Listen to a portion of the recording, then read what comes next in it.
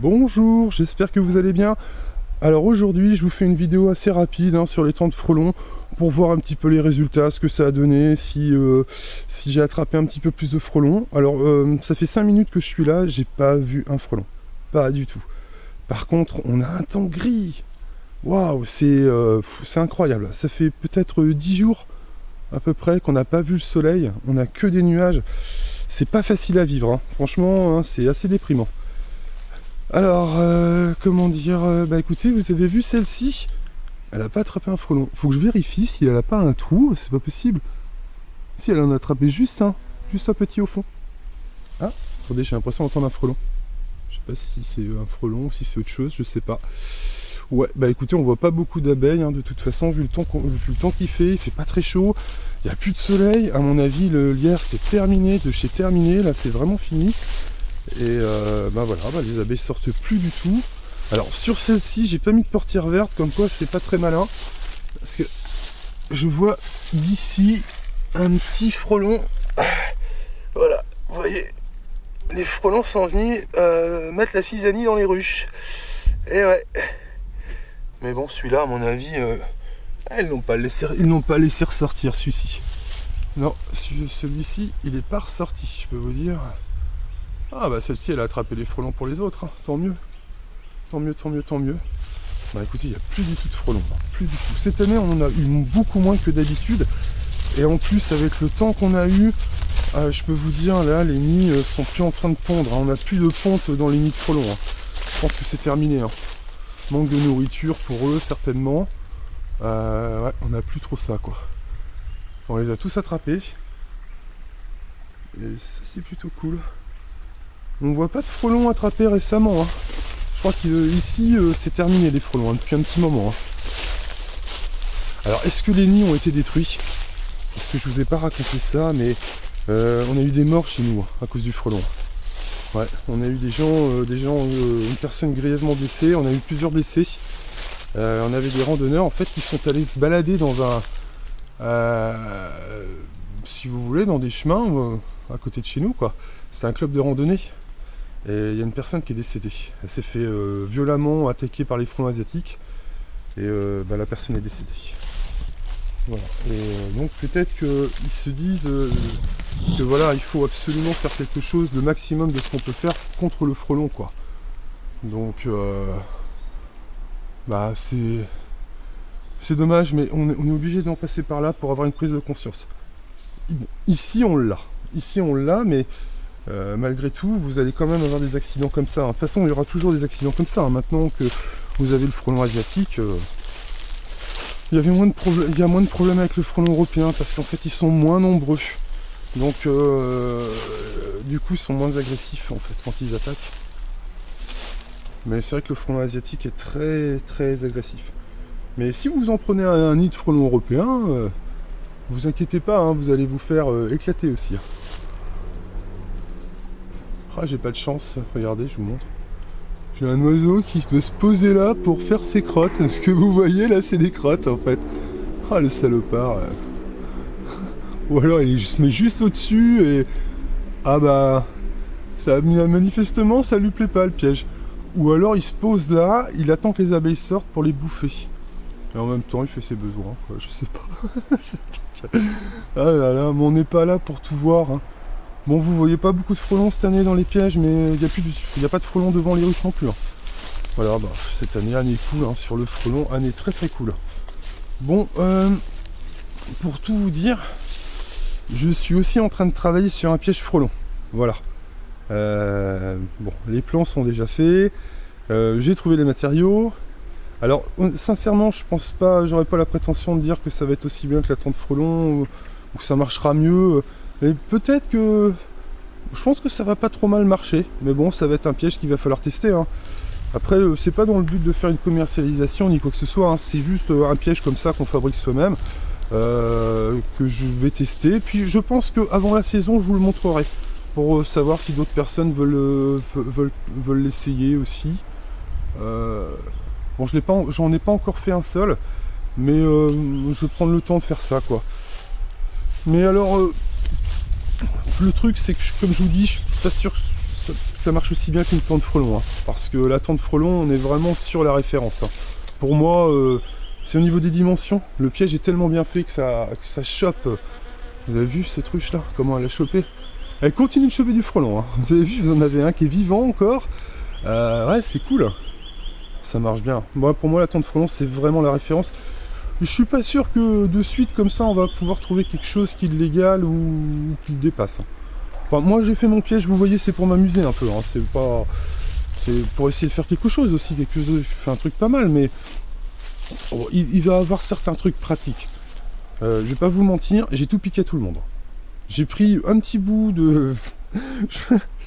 En fait, ouais, c'est ça, j'ai un petit peu tout piqué à tout le monde, en fait. Mais c'est le but, hein. Le but, c'est de faire un truc qui va marcher après, quoi. Voilà. Et tout. Il y en a des Japonais, des Coréens. Il y a de marques aussi pour le système, un petit peu. Parce que qu'est-ce que vous voulez faire de mieux que ce type de système, vous? C'est impossible. Vous n'allez rien pouvoir faire de mieux. Voilà. Mais bon, après, comme je vous dis... il n'est pas encore fabriqué, et puis on verra bien ce que ça donnera, quoi.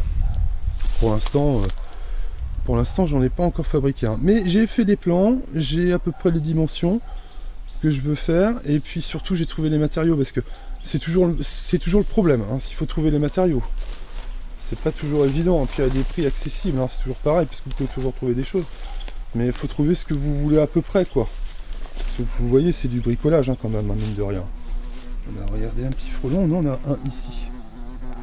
Vous avez vu? Celle-ci, elle a pas de tant de frelons. Bah regardez. Heureusement que j'ai mis une portière verte. Hein, parce que celui-ci, il veut rentrer. Hein. Vous voyez la différence? Cette ruche-là, elle a pas de tant de frelons. Bah voilà. Et bah voilà le résultat quand vous n'avez pas de tant de frelons. Ça fait ça. Ah, vous avez vu le petit salopard?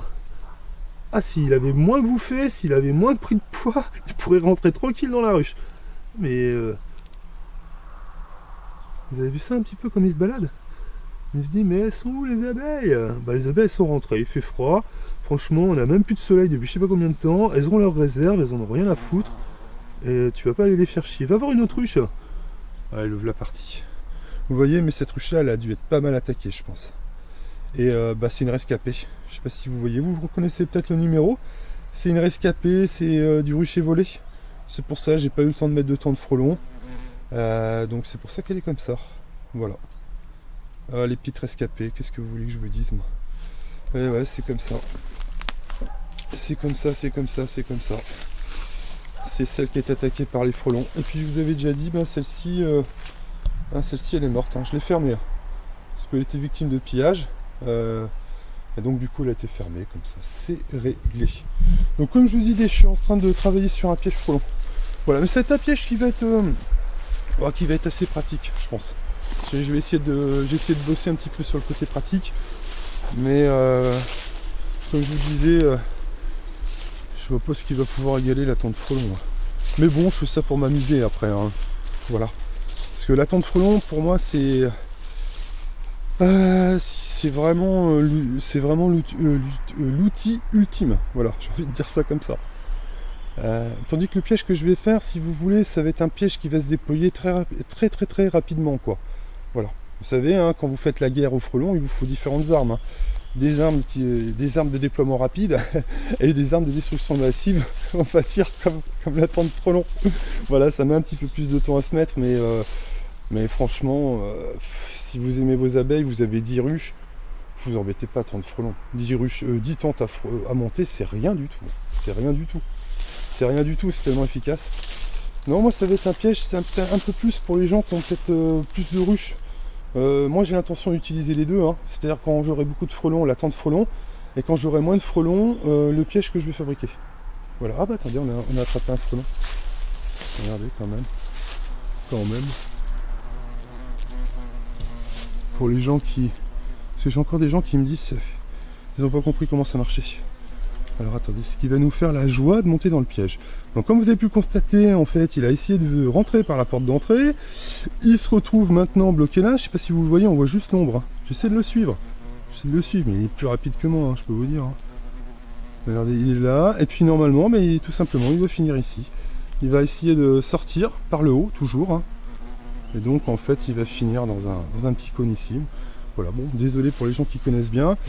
Mais j'ai des gens qui me disent qui n'ont toujours pas compris comment ça marchait, mais après c'est peut-être des gens qui n'ont pas trop de ruches ou je sais pas. Voilà, voilà. Bah écoutez, hein, c'est plutôt génial. On arrive à attraper les derniers frelons résiduels. C'est peut-être bien le frelon qui embêtait la ruche tout à l'heure. Hein. Alors est-ce qu'il va nous faire la joie de monter? Allez, monte mon grand. Allez, va voir tes copains. Non, voyez, il est juste là. Il se tâte, hein, il hésite. Hein. Il se dit, est-ce que je vais dans le piège? Est-ce que je reste à me balader là? Bon, bah écoutez, je vais pas tarder à couper parce que ça pourrait durer des heures et des heures et des heures.